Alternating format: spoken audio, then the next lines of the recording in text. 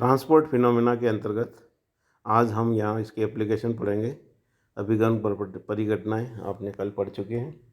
श्यानता क्या होता है, विस्कोसिटी, श्यानता गुणांक का यहाँ सूत्र हम स्थापित करेंगे कि वो ताप दाब पर कैसे निर्भर करता है। तो माना किसी गैस का एक्स वाई तल में स्थित दो समांतर पृष्ठों ए बी व सी डी के मध्य धारा रेखीय प्रवाह हो रहा है। ये चित्र बना रखा है। इसमें ये ए बी तल है, ये सबसे नीचे है ग्राउंड सरफेस पे, और सबसे ऊपर जो तल है वो सी डी सरफेस है। इसका जो ए बी तल का जो कि जेड इजिकल टू जीरो कहेंगे अपन, एक्स वाई तल है इसलिए उसकी समीकरण जेड इजिकल टू जीरो दिखा रखी है, और उसका एक्स दिशा में जो घटक है वो वी एक्स जीरो हो गया।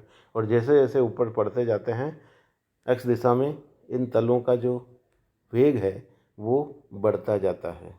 ठीक है, जेड दिशा में हम कह सकते हैं वेग प्रवणता धनात्मक है। तो यह गैस एक्स वाई तल के समांतर परतों के रूप में एक्स दिशा में प्रवाहित होती हुई मानी जा सकती है, जैसा कि चित्र में दर्शाया गया है। पृष्ठ ए बी स्थिर है, अतः वह परत जो इस पृष्ठ के संपर्क में है उसका वेग शून्य होता है, परंतु जैसे जैसे परत की दूरी तल ए बी से बढ़ती है तो जेड दिशा में इसका मान भी बढ़ता जाता है और गैस में वेग प्रवणता dV/dz उत्पन्न हो जाती है। इसके कारण कोई भी परत अपने ठीक नीचे वाली परत द्वारा एक पश्चकर्षी बल बैकवर्ड ड्रैगिंग फोर्स का अनुभव करती है। यह बल श्यान बल कहलाता है। यह श्यान बल परतों के बीच संवेग के अभिगमन से उत्पन्न होता है। और हम अगर इन तलों को यहाँ पर देखें, जो ये दे रखा है जेड इजिकल टू जीरो, इसके ऊपर का तल है जेड, यहाँ पे ये क्यू वाला पी क्यू आर तीन तल देखिए आप जो बीच में दे रखे हैं, ए बी और सी डी के बीच में क्रमागत दो तल हैं। तो क्यू पे जो भी तल है उसका वेग मान लिया वी एक्स, उसके ऊपर जो तल होगा पी वो थोड़ा ज़्यादा वेग से होगा, और नीचे जो होगा आर वो उससे कम वेग से होगा। तो क्यू परत पर जो परत है उससे ऊपर वाले अणु उसको आगे की तरफ खींचेंगे, जबकि नीचे वाला धीरे चल रहा है इसलिए वो उसको पीछे की तरफ बल लगाएगा। ठीक है, तो इन परतों के बीच में जो ये बैकवर्ड फोर्स लगता है ना, पश्चकर्षण बल होता है, उसी को हम क्या कहते हैं, श्यान बल कहते हैं।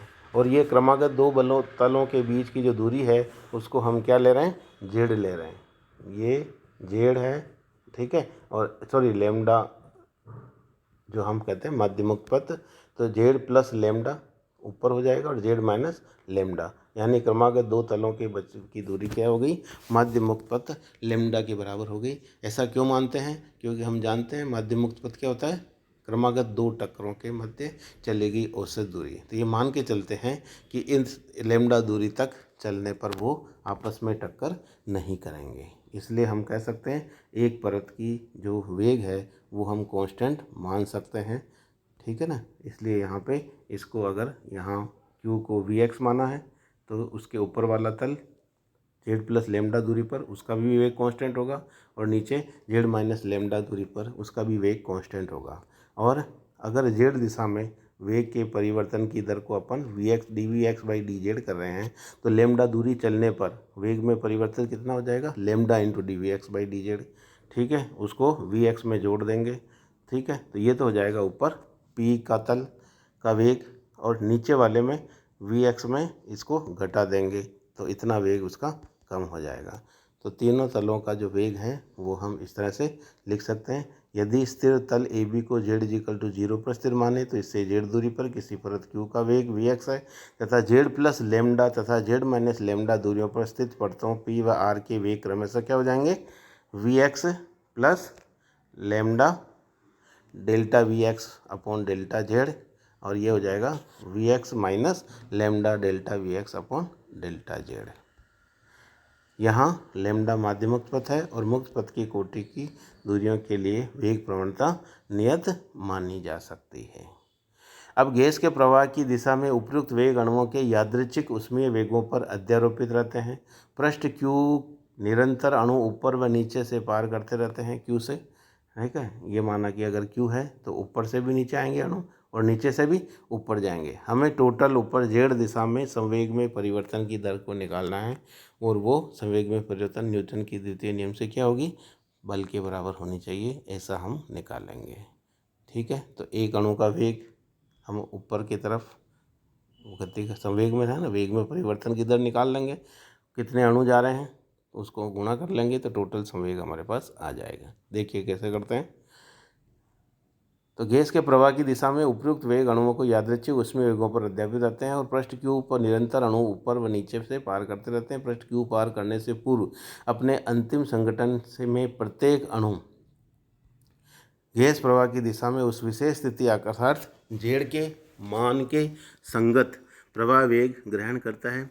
चूँकि पृष्ठ क्यू के ऊपर प्रवाह वेग पृष्ठ के नीचे वेग की अपेक्षा अधिक है, अतः ऊपर से पृष्ठ को पार करने वाले अणु नीचे से पृष्ठ को पार करने वाले अणुओं के सापेक्ष अधिक संवेग का अभिगमन करते हैं। इसके परिणाम स्वरूप ऊपर से नीचे की ओर अर्थात वेग प्रवणता के विपरीत दिशा में, वेग प्रवणता किधर थी, जेड दिशा में, और ऊपर से नीचे ज़्यादा आ रहे हैं, इसलिए ये कह रहा है वो वेग प्रवणता की दिशा के विपरीत दिशा में ज़्यादा अणु नीचे आएंगे। अक्षदिशीय संवेग का अभिगमन होता है और न्यूटन के द्वितीय नियम से प्रति एकांक क्षेत्रफल संवेग के अभिगमन की दर प्रति एकांक क्षेत्रफल श्यान बल के बराबर होती है। न्यूटन का द्वितीय नियम कहता है संवेग में परिवर्तन भाई बल के बराबर होगी। यहाँ संवेग में परिवर्तन प्रति एकांक क्षेत्रफल ले रहे हैं और वहाँ बल भी प्रति एकांक क्षेत्रफल ले लेंगे। ठीक है, तो पी व आर क्यू के दोनों तरफ जो परतें हो गई, पी व आर परतों की परत क्यू से दूरियां माध्य मुक्त पथ लेमडा लेने के कारण यह कल्पना की जा सकती है कि ऊष्मा से परत क्यू को पार करने वाले अणु का अंतिम संघटन परत पी में हुआ होगा व नीचे से परत क्यू को पार करने वालों का आर में हुआ होगा। अतः पी से क्यू को पार करने वाले, ठीक है, पी से क्यू को पार करने वाले अणु का अक्ष दिशा में संवेग क्या हो जाएगा, ये तो उसका वेग है vx प्लस, और उसको द्रव्यमान से गुणा कर देंगे तो वो उसका संवेग आ जाएगा। इसी तरह से हमारे पास परत आर से यानी नीचे से, आर नीचे है क्यू ऊपर है, नीचे से ऊपर, तो परत आर से क्यू को पार करने वाले अणु का अक्ष दिशा में जो संवेग है वो उसके वेग और उसके द्रव्यमान m के गुणनफल के बराबर होगा।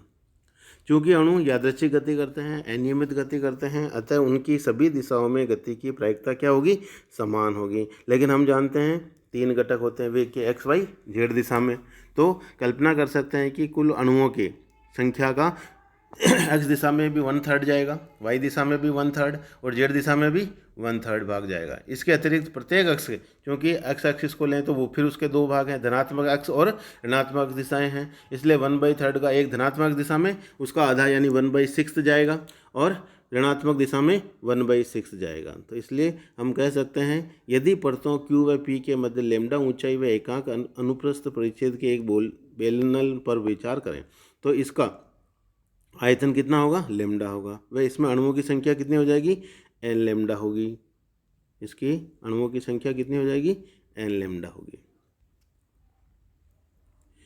तो हमें ये n लेमडा अणु ऊपर से उसमें से 1/6 भाग जो है नीचे आएगा।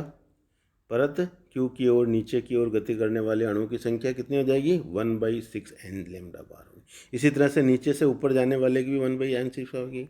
ये तो अणुओं की संख्या हो गई, लेकिन उनको पार करने में समय कितना लगेगा, दूरी अपॉन वेग के बराबर, और दूरी है लेमडा और उसकी चाल जो है औसत चाल सी बार ले रहे हैं, तो उसमें लगने वाला समय हमारे पास आ गया। अतः परत क्यू को एकांक क्षेत्रफल को एकांक समय में पार करने वाले अणुओं की संख्या कितनी हो जाएगी, चली गई दूरी अपॉन चाल के बराबर हो जाएगी। चली गई दूरी क्या है हमारे पास, n लेमडा/6 और ये लेमडा/c बार, तो इसको ये हमारे पास 1/6 nc बार इसमें आ गया। इसी प्रकार परतों q व r के मध्य स्थित अणुओं में से परत q के एकांक क्षेत्रफल को एकांक समय में पार करने वाले अणुओं की संख्या 16 nc बार, नीचे से भी उतने आएंगे और ऊपर से भी उतने ही आएंगे एकांक क्षेत्रफल से एकांक समय में। परंतु Q को नीचे की ओर पार करने वाले अणुओं का जो गैस के प्रवाह की दिशा में जो संवेग होगा वो अब 1/6 nc बार को किससे गुणा करना पड़ेगा, उसके जो वेग है mvx प्लस डेल्टा। तो ये तो हो गया ऊपर से नीचे वालों का संवेग हो गया।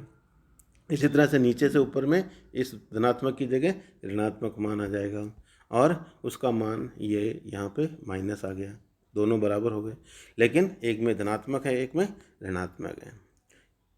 क्यू के एकांक क्षेत्रफल से प्रति सेकंड वेग प्रवणता की दिशा में अभिगमित परिणामी एक्स दिशीय संवेग, तो जो ऊपर था जेड दिशा में उसको क्यू से पी की तरफ जो जा रहा वो है उसमें से माइनस कर देंगे, ये नीचे जो आ रहा है, तो इस तरह से दोनों का अंतर उसमें एम वी एक्स दोनों कट जाएगा, तो हमारे पास 1/6 यहाँ पे और 1/6 यहाँ पे, दोनों मिलकर 1/6 + 1/6 1/3 हो जाएगा।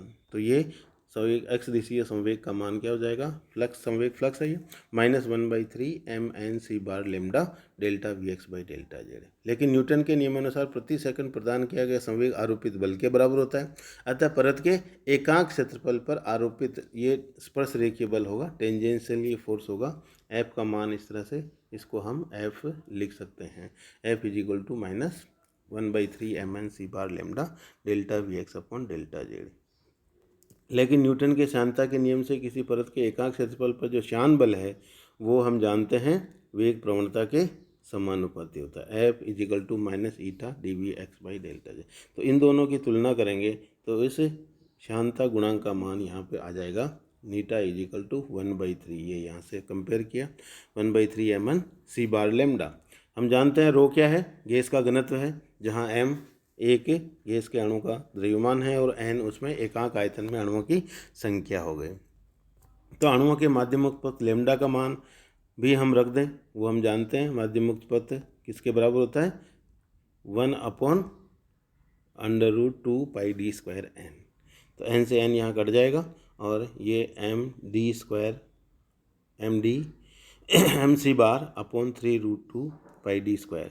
और माध्य मुक्त पथ हम माध्य चाल जो है उसका सूत्र भी जानते हैं, c बार ताप के वर्गमूल के समानुपाती होता है और उसका मान √8 kT/m यहाँ रखेंगे हम, तो फाइनल सूत्र हमारे पास कट के ये आ जाएगा 2/3 πd² n mRT, kT की जगह अपन ने ये mRT लिख दिया, जहाँ पे ये गैस का अणुभार है m, तो R गैस नियतांक है और T उसका ताप है, n नंबर ऑफ मॉलिक्यूल्स हैं। क्योंकि m = होता है स्मॉल mn व k = R/n, n अवोगाद्रो संख्या है व m अणुभार है। इस प्रकार श्यानता गुणांक गैस के परम ताप के वर्गमूल के समानुपाती होता है या अनुक्रमणपाती होता है। जैसे जैसे ताप का मान बढ़ेगा श्यानता गुणांक का मान भी बढ़ेगा, और इसमें हम देख रहे हैं सूत्र में कहीं भी P और दाब और घनत्व नहीं आ रहा है, इसलिए ये अत्यंत निम्न दाबों को छोड़कर जहाँ पर मुक्त पथ की लंबाई अल्प नहीं रहती, प्रयोगों से उपरोक्त निष्कर्ष की पुष्टि होती है और ये केवल ताप के वर्गमूल के समानुपाती होता है। इस तरह से ही श्यानता गुणांक का ये सूत्र है, इस पर न्यूमेरिकल भी आते हैं। यदि एग्जाम में आपको आना है तो जो भी कन्वर्ट करके आप सब में इकाई का ध्यान रखें, टी हमेशा केल्विन में रखा जाएगा, बाकी जो भी है यूनिट ऑफ MKS यूनिट रखेंगे। बाकी दो और इसके ट्रांसपोर्ट फिनोमेना के एप्लीकेशन है वो हम कल